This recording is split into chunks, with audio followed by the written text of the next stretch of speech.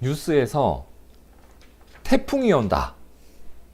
태풍이 온다라는 소식을 전해줄 때 자료 화면으로 꼭 나오는 장면이 있습니다. 여기저기가 많이 나오는데 꼭 빠지지 않고 나오는 장소 가운데 하나가 어디냐면 어디죠? 바다입니다. 바다. 왜냐하면 바람이 얼마나 거칠게 불고 있는지, 많이 불고 있는지, 강하게 불고 있는지 눈으로 바로 확인이 되거든요. 그죠? 바람이 거칠게 불면 바다가 어떻게 돼요? 이제 물결이 엄청나게 요동을 칩니다. 그죠? 바람에 이제 바닷물을 막 이렇게 막 밀어 올리잖아요. 그래서 바람이 많이 부는 날은 배들이 바다로 나갈까요? 안 나갈까요? 나갈 수가 없어요. 그리고 바람이 거세게 불면 우리 눈에는 보이지 않아요. 우리 눈에는 보이지 않지만 기류, 공기의 흐름이죠. 공기의 흐름도 엄청나게 요동을 칩니다. 그죠? 그래서 바람이 많이 부는 날은 그 공기의 흐름을 타고 날아다니는 비행기도 하늘로 날아가지 않아요. 그래서 이러한 일을 우리가 뭐라고 해요? 결항이라고 합니다. 결항되었다. 배가 결항되었다. 비행기가 결항되었다. 근데 여러분, 이렇게 물결이 요동치고 있을 때 결항하지 않고, 자, 배가 바다로 나갔어요. 나갔다면 어떻게 될까요? 배가? 상상을 해보세요. 막 물결이 요동치고 있는데 배가 바다로 나갔어요. 어떻게 될까요? 선장이 배를 운전하잖아요. 선장이 운전하는 대로 배가 갈까요? 어떻게 갈까요? 바람 부는 대로 가고, 물결이 움직이는 대로 가고, 그죠? 그러다가 배가 어떻게 되기도 할까요? 뒤집히기도 하는 거예요. 그죠? 평소에는 분명 잘 다니던 길이었을 거예요. 100번 가면 100번 목적지에 도착할 수 있었어요. 아무 문제 없이 잘 가던 길이에요. 그런데 물결이 요동치면 어떻다? 목적지를 향해 가는 일이 이건 매우 어려운 일이 되고 거의 불가능한 일이 되어버리는 거예요. 그러니까 결항을 하겠죠. 비행기도 마찬가지 아닐까요, 여러분? 하늘에서 기류가 요동치는데 평소처럼 하늘을 잘 날아갈 수 있을까요? 갑자기 훅 꺼지기도 하고 막 기우뚱거리기도 하고, 그죠? 막 흔들리고, 심지어 바람이 더 세게 불면 어떻다? 이렇게 추락할 위험성도 커지게 되는 거죠. 그렇다면 여러분, 우리의 마음에 풍랑이 일어나면 어떨까요? 마음에 풍랑이 일어나나요? 예, 마음에도 풍랑이 일어나요. 불안이 있으면, 여러분, 불안한 마음으로 가득하였으면 마음이 요동을 쳐요. 그래서 막 쿵득쿵득 뛴다고 하잖아요. 걱정이 가득하면 마음에 풍랑이 일어나는 거예요. 짜증난 적이 있으세요? 짜증이 막 치솟았어요. 풍랑이 일어난 상태예요. 마음속에 막 분노가 치솟아 본 적이 있으세요? 으악! 하고 이렇게 헐크처럼 막 마음에 풍랑이 일어나고 마음이 요동을 치고 있는 거예요. 여러분, 한 번쯤 경험해 본 적 없으세요? 이렇게 우리의 마음이 요동치기 시작하면 어떻던가요? 어떻게 돼요? 내가 평소처럼 행동하는 것이 어려워져요. 아무렇지도 않게 하던 일이 그때는 힘들어진단 말이에요. 그러니 내가 하고 싶은 일을 또는 내가 해야 할 일을 제대로 할 수가 없어요. 직장에 출근해서도 일이 손에 잡히지를 않아요. 계속 그 생각만 나요. 분노한 일만 생각나고 짜증만 생각나고 제대로 안 돼요. 그때부터는 일이. 평소에 10분 만에 하던 일이 1시간 만에도 안 돼요. 책을 읽고 싶어서 책을 펼쳤어요. 책이 읽어져요? 안 읽혀요. 누워있어요. 편할까요? 마음의 풍랑이 일어나면 누워있어도 불편해요. 맛있는 음식 앞에서 어떻게 해요? 한숨만 훅 쉬고 있는 거예요, 그냥. 재미있는 것을 봐도 웃음이 안 나와요. 개그 콘서트 보면서 울고 있어요. 막. 또 즐겁게 놀기 위해서 롯데월드 가서 뭐해요? 분노같이 솟으면 애를 혼내고 있는 거예요. 막. 너는 이것도 못 찾냐고 막. 그죠? 축하해줘야 할 일을 봤는데 저주가 나오고, 감사해야 할 일이 있는데 시큰둥해지고. 왜 이럴까요? 우리의 마음에 무언가로 인해서 요동이 일어난 거예요. 마치 배나 비행기가 바다로 하늘로 가지 못하는 것처럼 평소에 잘 하던 일도 하지 못하게 되는 이 마음의 결항 상태, 이런 일이 발생을 해버리는 거예요. 그래서 스포츠나 어떤 토론을 보면 이런 것을 사람들이 활용하기도 해요. 막 상대방 약을 올리죠. 막 비아냥거리고 조롱하고 감정을 흥분시켜서 그 사람의 능력이 제대로 발휘되지 못하도록 하는 것을 막 이용하는 것도 아마 여러분 많이 보셨을 거예요. 잠언 15장 13절을 한번 보세요. 함께 읽어볼게요. 시작. 마음의 즐거움은 얼굴을 빛나게 하여도 마음의 근심은 심령을 상하게 하느니라. 여러분, 우리의 이 피부 표면에 상처가 생기는 걸 외상이라고 하죠. 그리고 피부 안쪽에 생기는 것을 내상이라고 하죠. 마음에 생기는 상처, 심상도 있습니다. 우리의 마음을 요동치게 하는 것들, 특히 오늘 말씀해 보니까 근심, 이런 녀석은 어떻게 한다고요? 우리의 심령을 상처를 내버린대요. 마음을 요동치게 한다는 거예요. 그러니 이런 것들은 일종의 절망 바이러스가 되어버려요. 이런 것들이 내 삶을 실제로 병들고 아프게 한다는 겁니다. 코로나 바이러스가 우리 내상을 입힌다면, 근심이나 우리의 마음을 요동치게 하는 것들은 심상을 입히는 것들이에요, 여러분. 실제로 그렇지 않던가요? 이렇게 상처를 입고 나면 어떤 문제를 만났을 때 그 문제로 인해서 생기는 그 어떤 피해도 있어요. 누가 나에게 해코지를 해가지고 내가 돈 10만 원을 잃어버렸어요. 돈 100만 원을 잃어버렸어요. 그럼 100만 원은 손해가 아니에요. 그것을 머릿속에 담아두고 그거 잃어버려서 어떡하지 이렇게 하면서 생기는 추가적인 피해가 더 생기거든요, 여러분. 심령이 상하게 되면 이런 일이 발생을 해요. 그렇기 때문에 평강이라는 거 있죠, 여러분. 평강. 내 마음에 평강이 있을 수 있다는 것은 사람이 누리는 복 중의 복이에요. 내 마음속에 그 상황 속에서도 평강이 있을 수 있다는 것은 마치 풍랑이 부는 바다가 잠잠해지는 것처럼 기적이에요, 이것도. 야, 그 바다가 어떻게 그렇게 갑자기 잠잠해졌대? 네 마음속이 어떻게 그렇게 잠잠해졌대? 여러분, 이것도 기적이에요. 평강은 내 마음의 건강을 지켜주는 백신이에요. 근심이 다가와도 내 마음이 요동치 않을 수 있으면 복이라는 거예요, 여러분. 내가 요동하지 않고 그 순간에 평강할 수 있다는 것, 여러분, 이것이 무엇이 돼요? 내가 살고자 하는 삶을 살아갈 수 있는 기초가 돼요. 내가 그 일을 여전히 할 수 있는 힘이 돼요.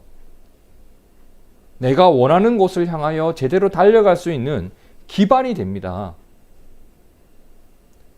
그러니 평강이 얼마나 큰 복이에요.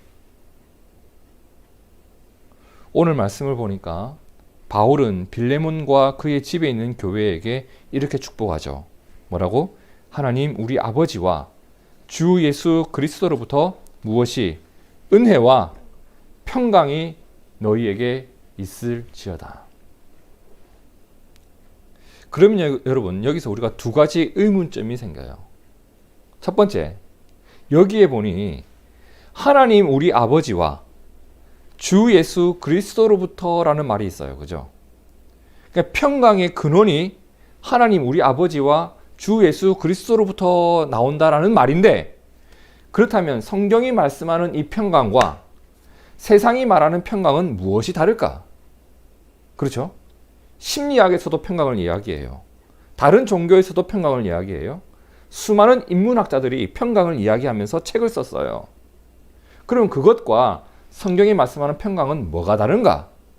이게 첫 번째 의문이고, 두 번째 의문. 그리스도인의 평강은 언제, 어떻게 주어지는가? 그냥 기독교라는 종교를 가지게 되면 그때부터 확 그냥 들어오는 것인가? 아니면 가만히 있어도 그냥 막 오는 건가? 어떨까요, 여러분? 일단은 성경이 말씀하시는 평강이 도대체 뭡니까? 다른 곳에서 말하는 평강과 근본적으로 무엇이 다릅니까? 이것부터 한번 살펴보도록 하죠. 그러한 것을 생각해 보기 위해서 사실 찾아볼 수 있는 본문은 여러 군데 있습니다. 근데 오늘은 창세기 1장을 통해서 우리가 한번 생각해 보려고 해요. 자, 창세기 1장 1절과 2절 제가 한번 읽어 드릴게요. 태초에 하나님이 천지를 창조하시니라. 그 땅이 혼돈하고 공허하며 흑암이 깊음 위에 있고 하나님의 영은 수면 위에 운행하시니라. 자, 땅이 어땠다고요? 봐요. 어땠다고요? 혼돈하고 공허하며 흑암이 깊음 위에 있었다라고 합니다.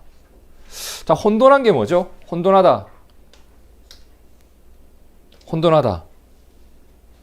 무언가가 있기는 있어요.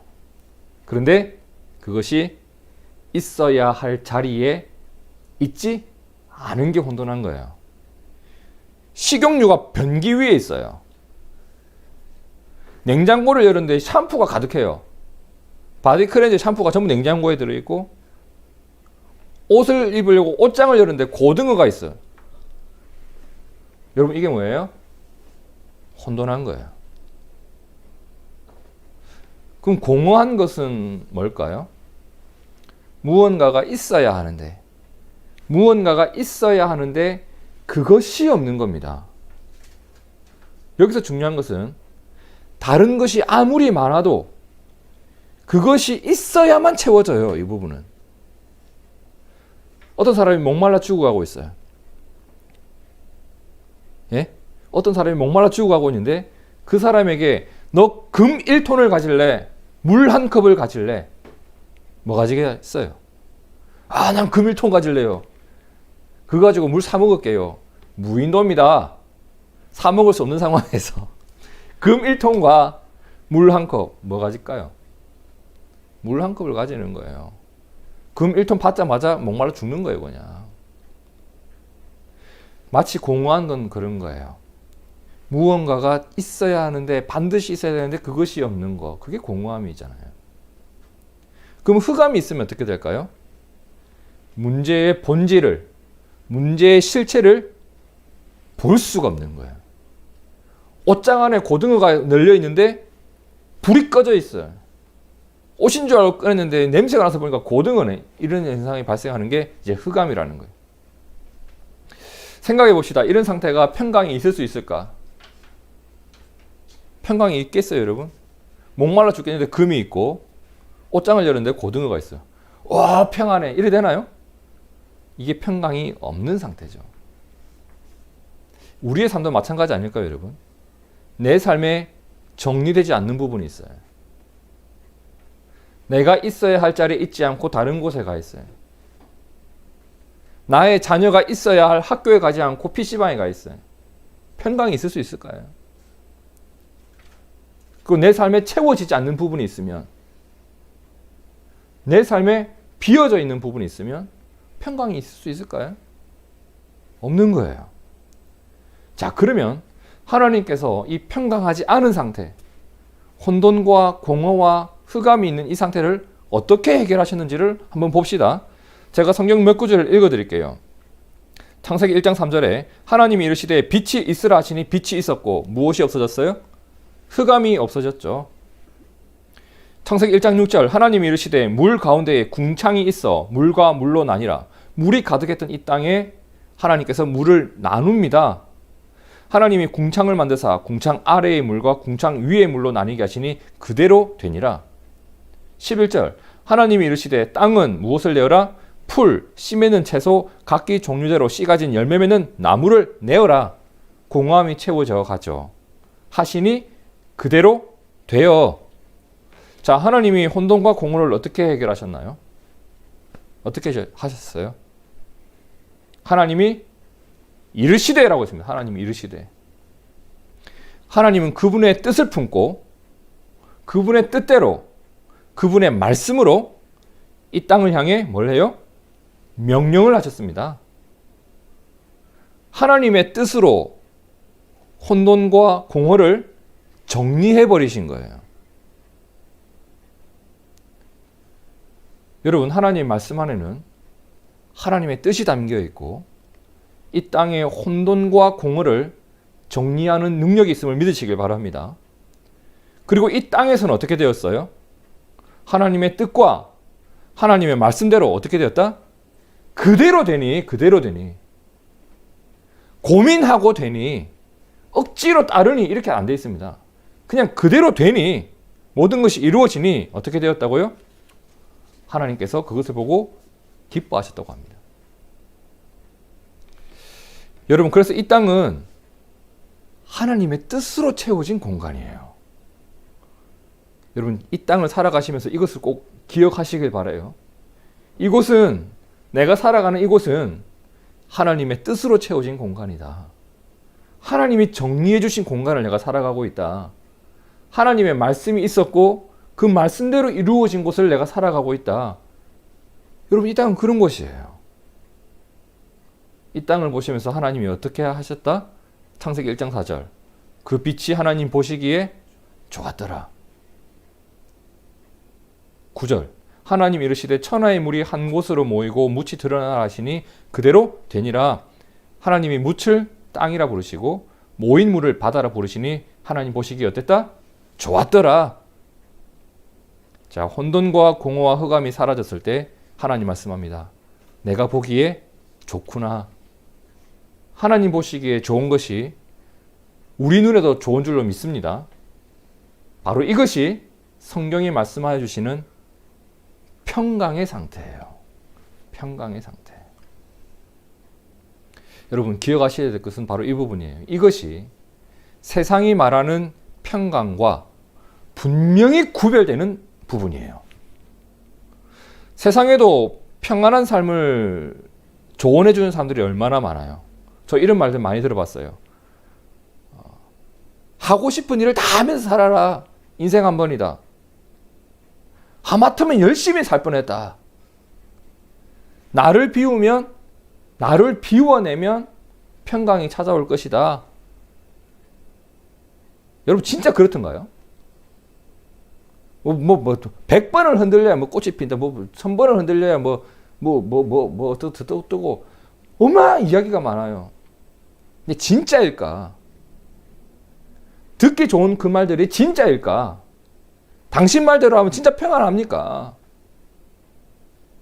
그걸 물으면서 봐야 될 텐데, 막 사람들이 막 다 흔들리고 있으니까, 나도 꽃인가 봐. 이렇게. 나도 흔들리니까, 나도 언젠가. 이렇게 자꾸 우리 허상 속에 빠지지 말고, 진짜 평안하던가요, 진짜 그게?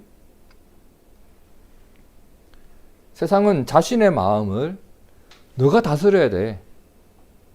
너의 마음은 너가 다스려야 돼. 그때 너에게 평강이 있을 거야. 근데 그게 되냐 말입니다. 되던가요? 성경은 말합니다. 나의 마음을 내가 다스리는 게 아니라 누가? 하나님께서 다스려 주실 때, 하나님께서 다스린다는 게 무슨 말이에요? 하나님의 말씀이 나를 바로 잡아 주시는 거예요. 너 이게 혼돈한 부분이야.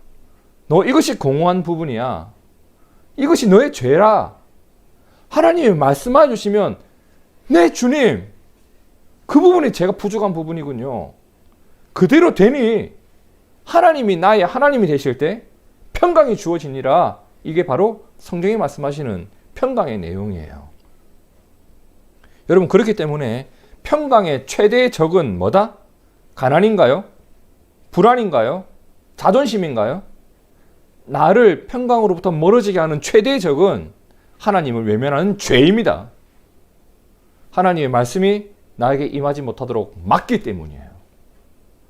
심지어 말씀이 주어져도 듣지 않게 막기 때문이에요.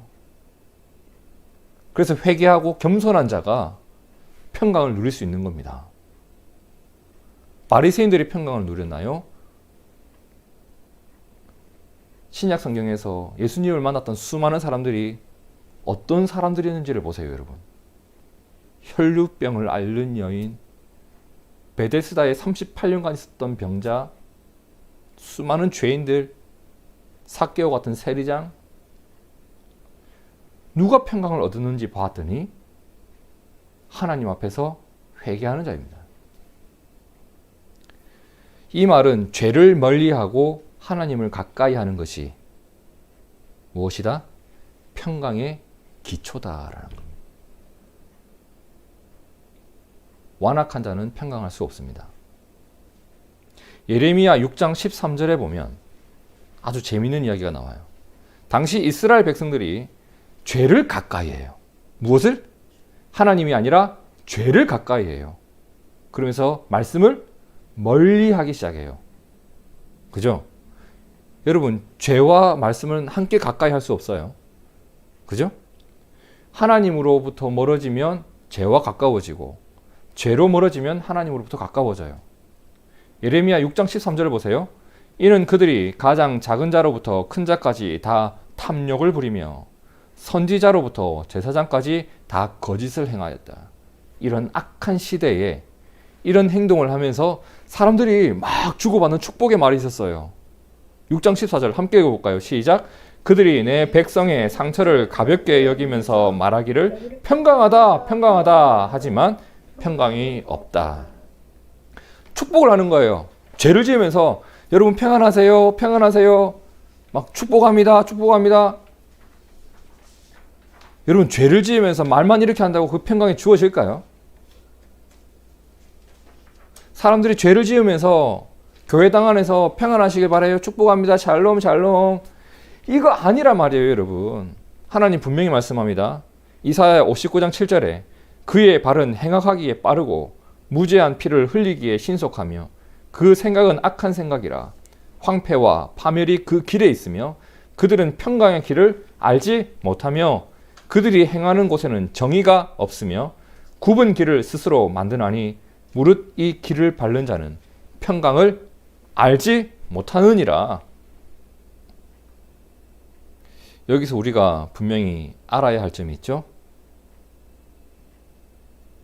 죄와 탐욕은 우리의 삶을 점점 혼돈과 공허로 몰아가요.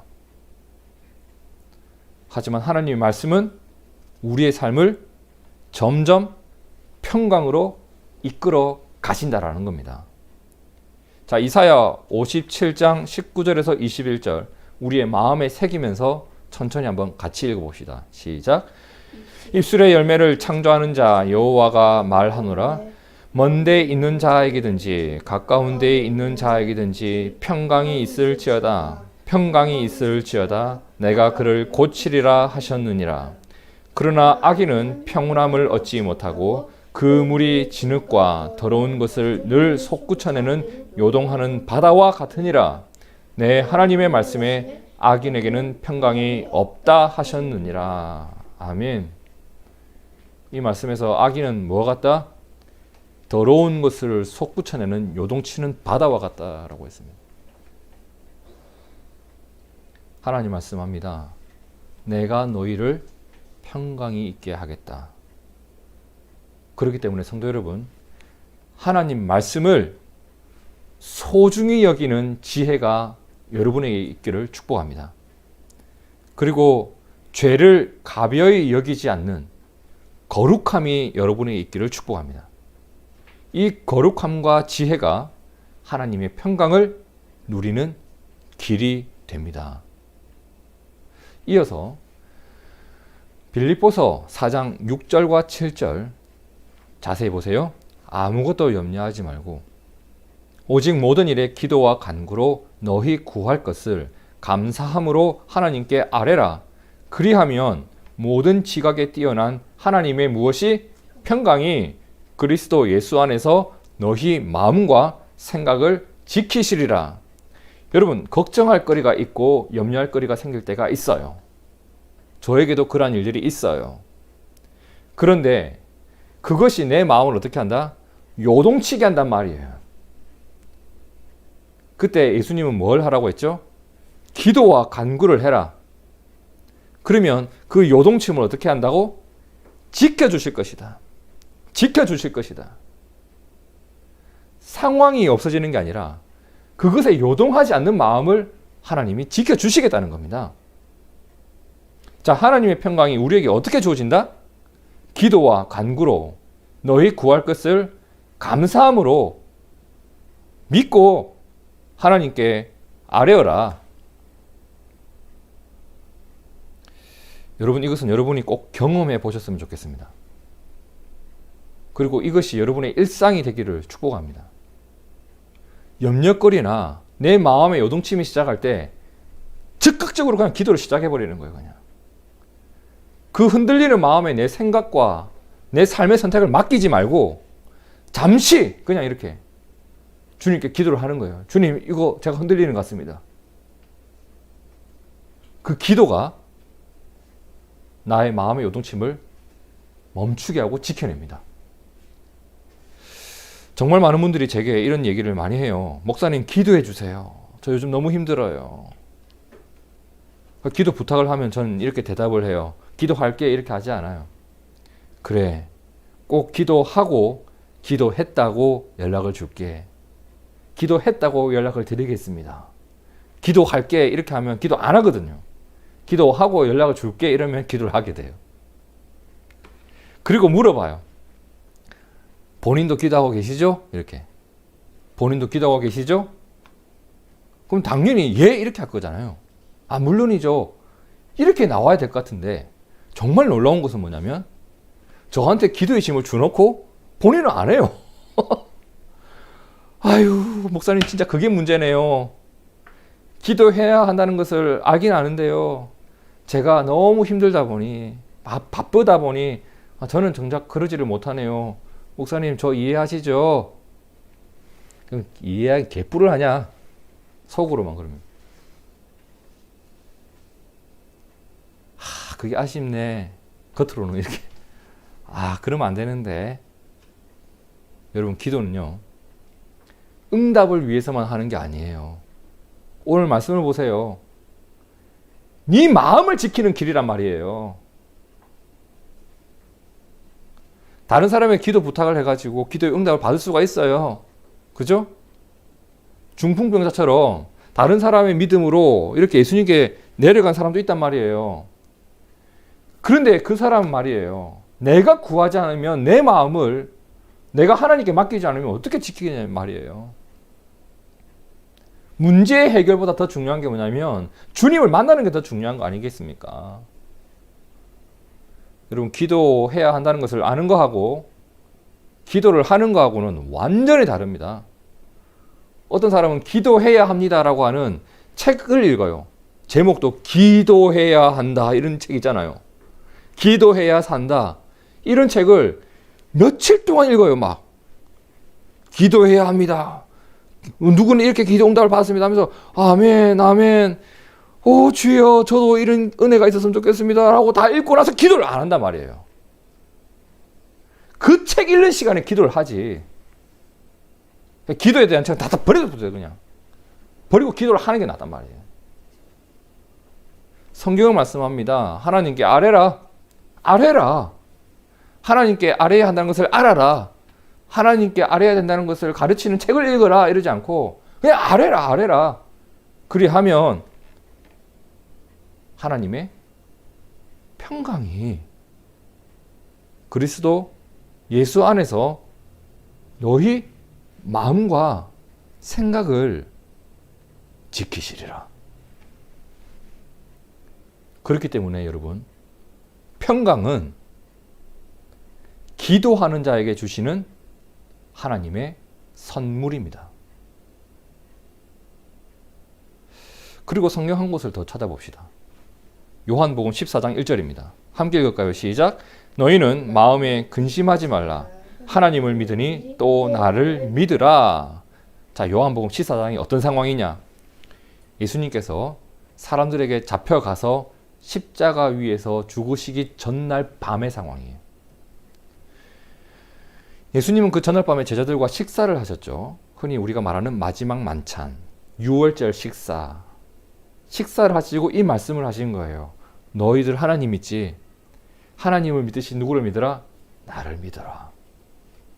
왜? 예수님이 알고 있었거든요. 곧 예수님에게 어떤 일이 다가올지, 그리고 제자들이 그 상황을 겪을 때 얼마나 당황할지를 알고 있었어요. 예수님이 알고 있었던 것, 요한복음 13장 1절에 나오죠. 유월절 전에 예수께서 자기가 세상을 떠나 아버지께로 돌아가실 때가 이른 줄 아셨어요. 그죠? 예수님은 이것을 알고 제자들에게 말을 하는 거예요. 하나님을 믿으니 무엇을 믿으라? 나를 믿으라. 나를 믿으라. 왜냐하면 이것이 그들이 어떤 일을 만나도, 어떤 상황을 목격해도 그들의 마음을 지킬 수 있는 힘이었기 때문이에요. 곧 엄청난 일이 펼쳐질 거예요. 그죠? 예수님이 잡혀간다고요. 사람들이 무기를 들고 쫓아와요. 나도 죽을 수 있어요. 그때 그 요동치는 마음을 지킬 수 있는 힘, 예수님은 말씀하세요. 너 그때에도 나를 믿을 수 있겠니? 그런데 알아야 돼. 그때 나를 믿는 것이 눈에 보이는 상황이 아니라 그때에도 나를 믿고 있는 것이 너의 마음을 지킬 수 있는 힘이다. 그래서 예수님이 이렇게 말씀해요. 요한복음 14장 27절 그 뒤에 나오죠. 평안을 너희에게 끼치노니 곧 나의 평안을 너희에게 주노라. 여러분, 예수님 잡혀가시는 직전인데 예수님 지금 평안하시대요. 왜? 하나님의 말씀을 따르는 중이에요. 아버지의 뜻을 따라가고 있는 중이에요. 예수님은 십자가 위에서 죽는 것보다도 하나님으로부터 멀어지는 것이 더 두려운 분이에요. 예수님 지금 평안하시대요. 나의 평안을 너희에게도 준다. 내가 너희에게 주는 것은 무엇과 같지 않다? 세상이 주는 것과 같지 않다. 세상에서 말하는 평안이 아니야, 이것은. 그러니 너희에게 어떤 상황이 펼쳐져도 너희는 근심하지 말고 두려워하지 않아도 돼.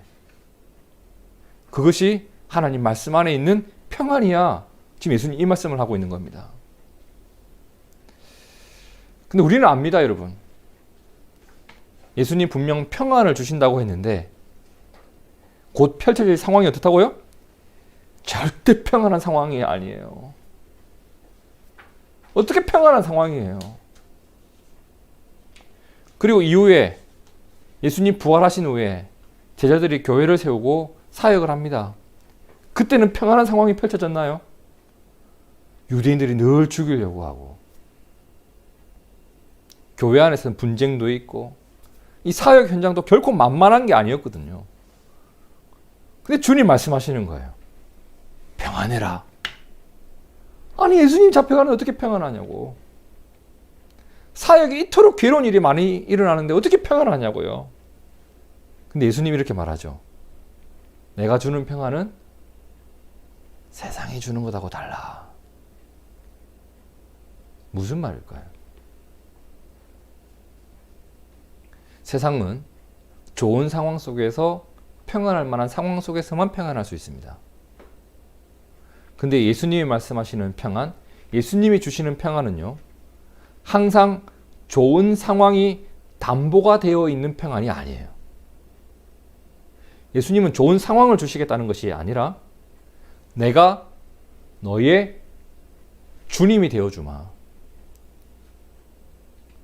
상황 때문에 주어지는 평안이 아니라 그분이 나의 주님이 되시기 때문에 주어지는 평안입니다. 자녀들이 언제 불안함을 느끼나요? 부모님이 보이지 않을 때 불안함을 느껴요. 아주 아름다운 풀밭에서, 꽃밭에서 자기 혼자 뛰어다닐 때 평안하다고요? 부모님과 함께 묵묵하게 사막길 걸어가는 게 더 평안해요. 누가 나의 주님이고 누가 나와 동행하느냐의 문제예요. 주님 주시는 평안은 이런 거예요, 여러분. 주님이 나를 책임져 주심을 믿는 믿음에서 주어지는 평안이에요. 주님이 나를 책임져 주십니다. 그리고 주님의 약속을 기다리는 소망 때문에 주어지는 평안이에요. 주님, 우리에게 이런 약속 주셨죠. 저 그거 붙들고 오늘도 살아가고 있습니다. 그것에서 나오는 평안이 있어요, 여러분. 주님의 사랑을 신뢰하는 가운데 주어지는 평안이 있어요. 주님의 사랑을 믿기 때문에 우리는 우리 주님이 우리를 선하고 바른 길로 인도하시는 주님이심을 믿는 사람들입니다. 그렇기 때문에 주님 말씀합니다. 내가 주는 평안은 세상이 주는 것과 같지 않다. 돌아보니 그렇습니다, 여러분. 내 욕심을 채워서 얻은 평강 어때요? 내 욕심이 다시 커지는 순간 사라져요. 어떤 위기를 만났는데 그 위기를 넘겨서 주어진 평강, 위기를 넘어가니 또 다른 위기가 다가오네요. 또 무너져요. 내 감정을 조절해서 누리고 있는 평강, 내 감정이 다시 폭발하면 또 없어지는 거예요. 계속 있다가도 없고 있다가도 없고. 하지만 예수님이 주시는 평강은 이런 것과 다르다. 항상 그분이 나의 주님이시기에, 항상 신뢰할 만한 분이시기에 주님의 말씀을 이 혼돈한 세상을 살아갈 기준으로 삼고 있다면, 주님의 자리에 주님이 계시다면 이것이 우리의 삶에 평강이 있을 수 있었던 이유가 아니었던가요, 여러분? 평강은 주님에게로부터 오는 선물입니다. 시편 4편 7절과 8절 함께 읽어봅니다. 시작. 주께서 내 마음에 두신 기쁨은 그들의 곡식과 새 포도주가 풍성할 때보다 더하니이다. 내가 평안히 눕고 자기도 하리니 나를 안전히 살게 하시는 이는 오직 여호와이시니이다. 세상은 곡식과 포도주 때문에 기쁘지만 우리는 하나님 때문에 기쁘고 하나님의 은혜 때문에 평강을 누리는 자들입니다. 여러분, 우리가 앞으로 어떤 일을 겪으며 살지 우리는 아무도 몰라요. 그쵸? 우리는 아무도 몰라요. 어떤 일을 겪을지 몰라요. 하지만 우리가 분명히 알고 있는 것도 있습니다. 하나님이 나를 안전히 살게 하신다는 약속을 주셨다는 것, 이거 우리 알아요. 그리고 예수님을 믿는 자를 평안토록 지켜주신다는 것, 이것도 우리는 알아요. 그래서 바울은 빌레몬과 교회에게 이렇게 축복해요. 세상이 주는 평강을 축복한 것이 아니라, 잘 되라고 축복한 것이 아니라 하나님 우리 아버지와 주 예수 그리스도로부터 오는 무엇? 은혜와 평강이 너희에게 있을지어다. 성도 여러분, 하나님과 예수님의 은혜와 평강이 우리에게 있기를 축복합니다. 이것은 세상이 주는 것과 같지 않습니다. 하지만 이 평강은 세상의 풍랑을 내 마음이 이겨낼 수 있는 힘이 될 것입니다. 요동치는 내 마음을 잠잠케 할 수 있는 능력이 될 것입니다. 이것을 위해 우리가 기억해야 될 것이 뭐였죠?